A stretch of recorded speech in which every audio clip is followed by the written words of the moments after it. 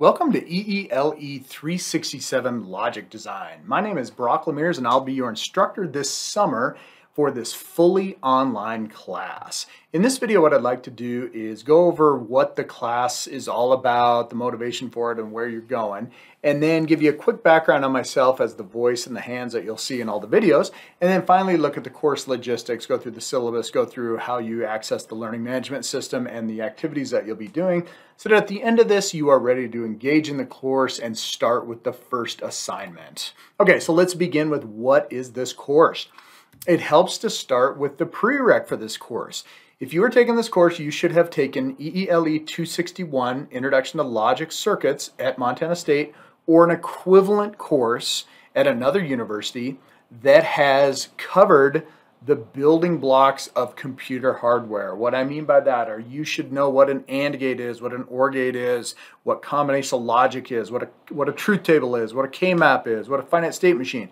And you should have had experience building simple circuits on a breadboard using discrete logic parts and hopefully using a hardware description language in order to implement simple circuits on a field programmable gate array. The prereq for this course, we covered these should be familiar concepts with the difference between analog and digital signals, number systems, understanding the binary number system, the hexadecimal number system, how to convert between number systems, how to perform binary addition and subtraction. You should also know about digital circuitry. What does a basic gate look like? What is a XOR gate? What are truth tables that describe these basic gates? And how do you actually use one of them if it's a discrete part? How do you apply power? How do you apply ground? How do you read its data sheet?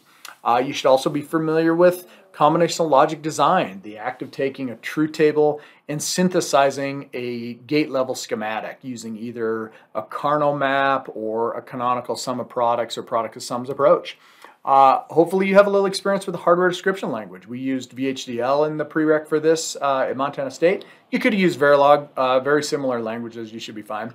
You should have experience with basic MSI logic, so that's medium scale logic. So you should have heard of what a multiplexer is, what a demultiplexer is, what a decoder is, what an encoder is. And then finally, you should be familiar with sequential logic, items such as D flip-flops for data storage, and also a finite state machine and the design process involved with that.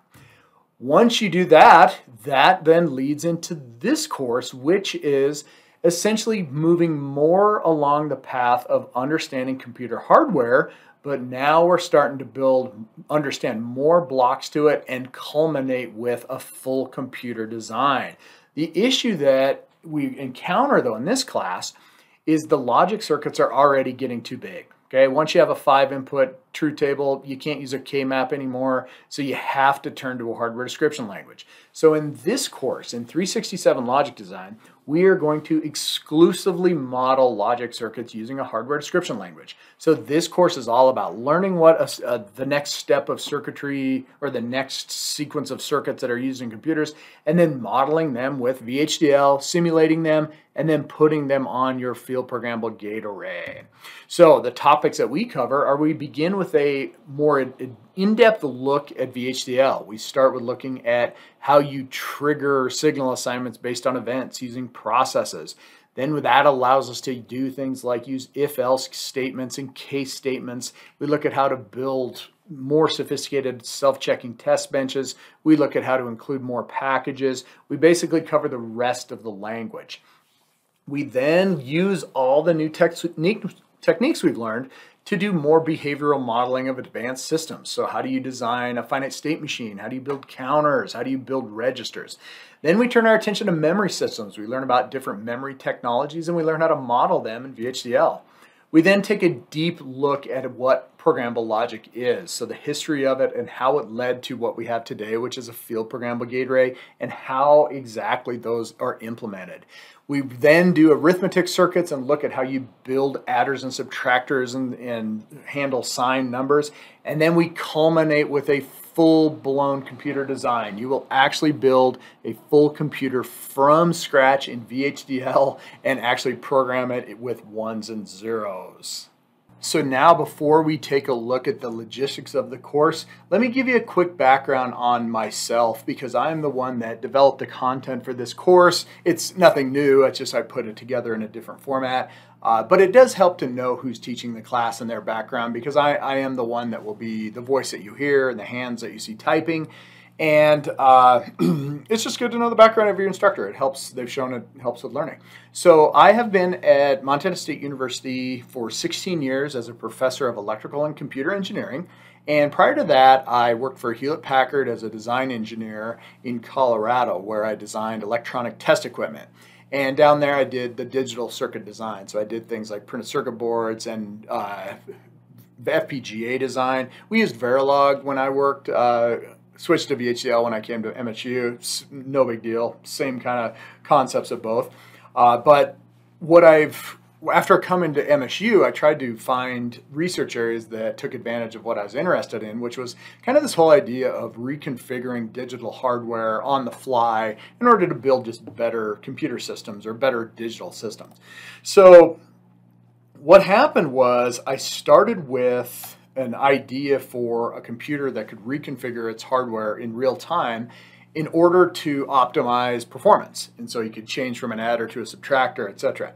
But what happened was NASA caught wind of this, and they let me know that the idea of reconfiguring the hardware actually could flush out faults that happened in space computers. So it turns out when you put a computer in space, radiation hits it, and it will actually cause a 1 to become a 0 or a 0 to become a 1.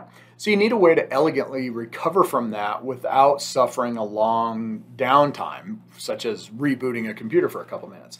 So I came up with this idea called RADPC. And for the last 12 years, I have been building and demonstrating more and more sophisticated versions of RADPC in a variety of space flight missions. So back in, we started off with sounding rockets, which are rockets that kind of go up and come right back down. So here's what kind of one looks like. Here's me with a team in New Mexico. These things are they're missiles. They're gone. They actually get to outer space, but they come right back down.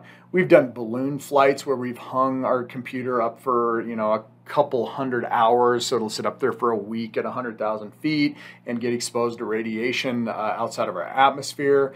We've actually flown on the International Space Station. This picture is an install of one of our payloads in 2017. We just put 2 on the International Space Station right now. So as I speak, there's 2 RADPCs on the ISS that are collecting data on a more sophisticated prototype. We've actually built small satellites. So we've had a couple small satellites about the size of a loaf of bread that have been taken to the International Space Station and then pushed out and are orbiting Earth right now. So there's actually 4 RADPCs orbiting Earth as I speak.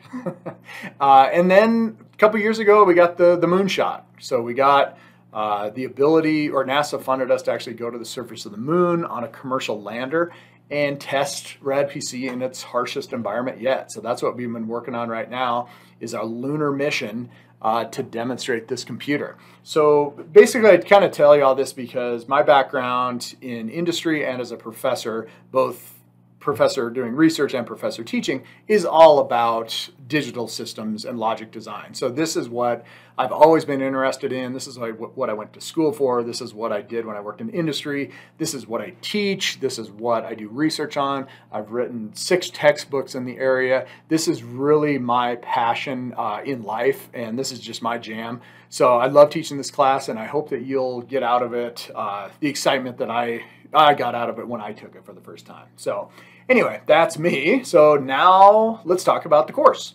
What are you actually going to do? So it all starts with Brightspace, which is the learning management system. So you go to ecat.montana.edu and you'll see announcements from all your courses. And then over on the right, you'll see this little widget with these courses that you're enrolled in. And so I have more than a student would because I'm teaching a bunch of classes. But if you scroll down and you go into the course for the summer, 367 Logic Design, what you'll do is you'll see that you're taken to the course, what we call the shell or website, and it starts with an announcement. Okay, so I have announcements that I'll post every Sunday in order to give you a reminder of what you're going to work on for the week. And it's just a duplicate of what's in the syllabus and what's in the schedule, but it's just kind of it's nice to see something fresh come out so that there is interaction every week. So you'll get that from me every Sunday.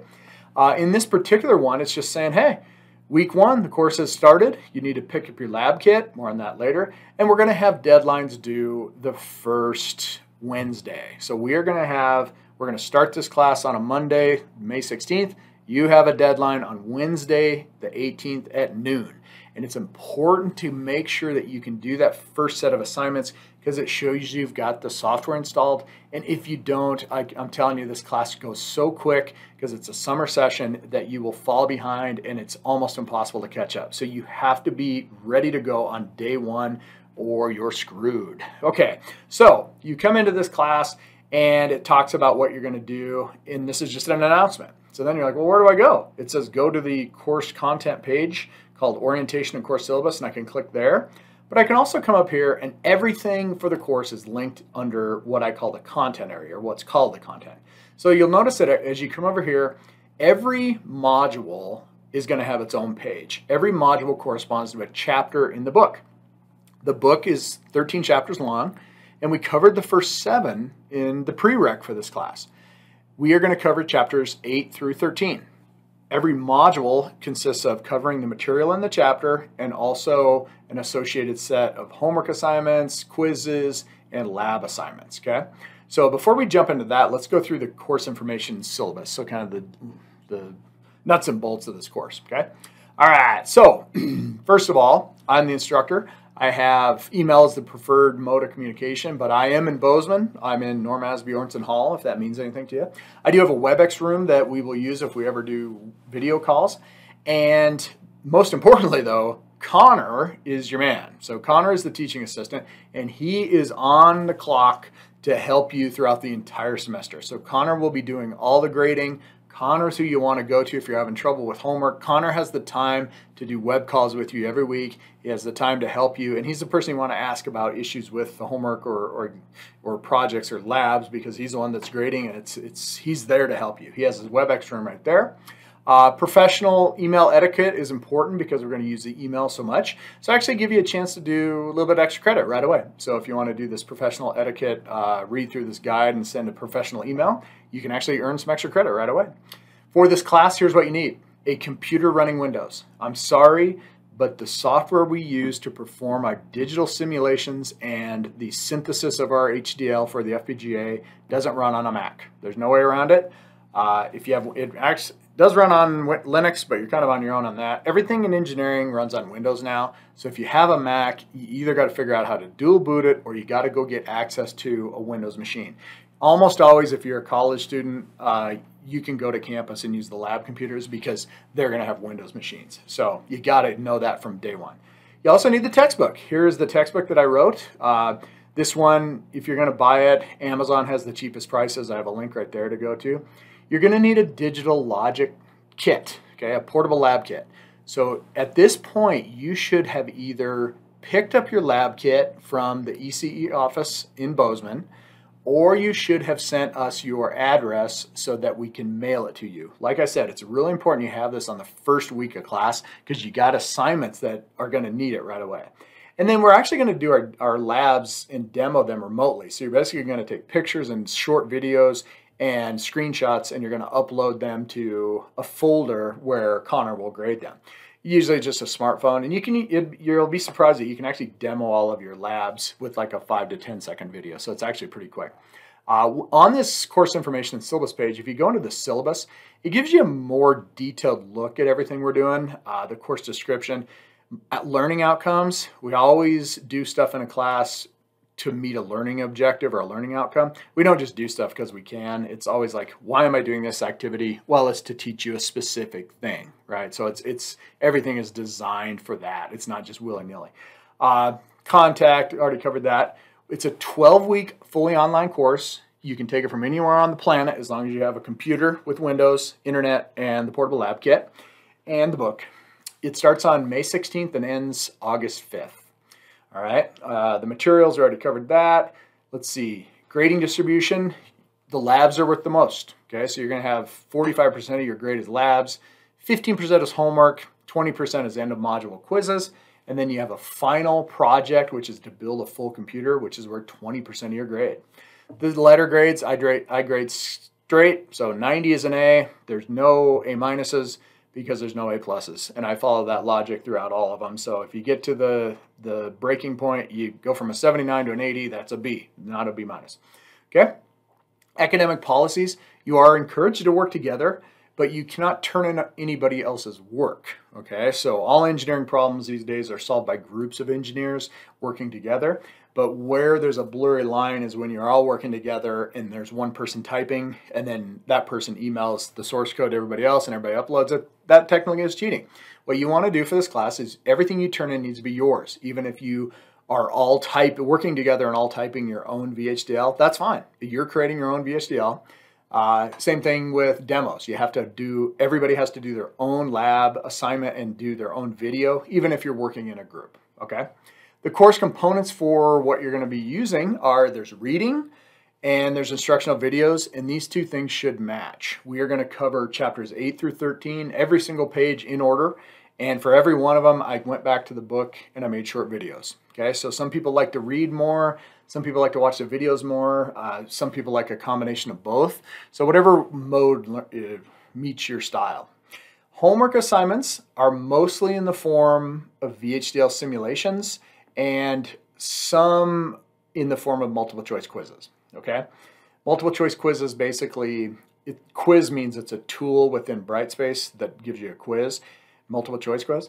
And a homework assignment, you can open it, read the questions, you can put in some answers, save the answers, log out, come back later, and the quiz goes away at the deadline, okay?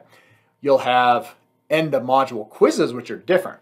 Okay, at the end of every module, you're actually going to have a quiz using the same Brightspace tool, except they're timed.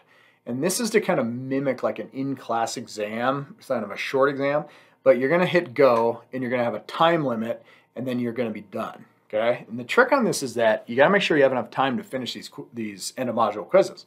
Because if you start the timer and you log out, the timer keeps running. Okay, and so once that time's up, it's done. So you got to make sure you give yourself enough time, study for it, prepare, and then you take those. We're going to have lab assignments. Okay, so lab assignments are where you're going to actually be given a design activity. You're going to implement it on using VHDL and then implement it on an FPGA and show us that it worked. Once you get to chapter 13 or module 13, you will build a full-blown 8-bit computer that you'll implement on the FPGA. So that's the culminating experience. The schedule is a big one. This is where you want to look at this. I would look at this every week, okay? It has everything broken down by weeks, and it shows you the module that we're in, the topic that we're covering, and what is graded. So if you look at week 1, you're going to have a course logistics quiz that's worth 1 point, and it's due on Wednesday, May 18th at noon. You're also going to have a homework. Every section in the book has a homework problem. It might be a multiple choice quiz or it might be a VHDL simulation. But you can see every section has one. So in the first week, we're going to cover 8.1, 8.2, 8.3, and 8.4. Okay. Now, some of the assignments are due the first Wednesday of the first week. Some of them are due the following Wednesday at noon. Once we get to week 2, then we get into a flow where the activities for the week are due the following Wednesday at noon. So week 2, they're due the following Wednesday at noon. Week 3, they're due the following Wednesday at noon, etc., etc. So all the deadlines are due on Wednesday at noon. But be aware, the first week has assignments that are due the first Wednesday. Not every activity is worth the same amount of points. You'll notice that multiple choice quizzes for homework problems aren't worth very much. The labs though, or excuse me, the VHDL simulations, those are worth a lot. The labs are worth a ton. So the lab is where most of the points are earned. End of module quizzes are also worth a lot too, okay? Homeworks that are multiple choice, not that much. So we walk through all these different modules and you're gonna have a whole lot of assignments and you're gonna have a lot of points at the end. You have 1,000 points possible and you can kind of see what everything is worth, okay? So this is an important part of this. Let's take a look now at what a content page might look like. So if I go into content and let's just take a look at module 8. You come into here, every content page looks the same. You start with your learning outcomes, then you go to your learning activities. So for section 8.1, you're gonna have a task. Read this in the textbook, watch this video, they're just YouTube videos, and then do a homework problem. If I click on do a homework problem, This one is a multiple choice quiz. Mine looks slightly different than yours because I'm the instructor. It always asks you if you want to start, and then you come in here and it's just multiple choice, just standard. Click, click, click. You can save them, you can come back, but you got to make sure to submit this before the deadline. After it hits the deadline, the quiz goes away, okay? So now if I come back here, I go to another one. There's a multiple videos for section 8.2, et cetera, et cetera. This one though is a VHDL simulation. So in this particular homework assignment, you have to actually implement this truth table using VHDL and an if-else statement, okay? And then once you're done with that, you'll upload your source code and a screenshot of your simulation waveform to the assignment folder, and then you'll get graded by Connor after the deadline, okay? So then you just keep going, going, going, and then every once in a while you have a lab. So if you come into the lab, there's a single PDF that gives every lab assignment for both 261 and 367.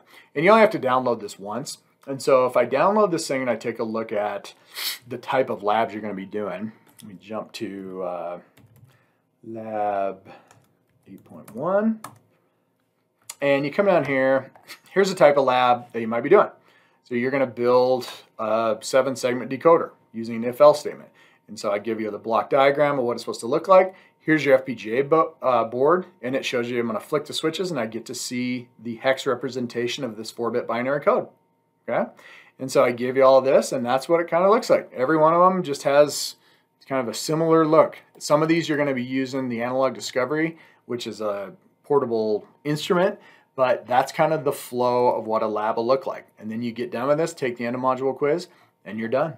Okay, so that is essentially it. At this moment in time, what you should do is take a look around the course, read through the syllabus one last time, and then start working through the first assignment that'll be due the first Wednesday at noon of the first week of class. All right, that's it. I look forward to working with you, and good luck this summer.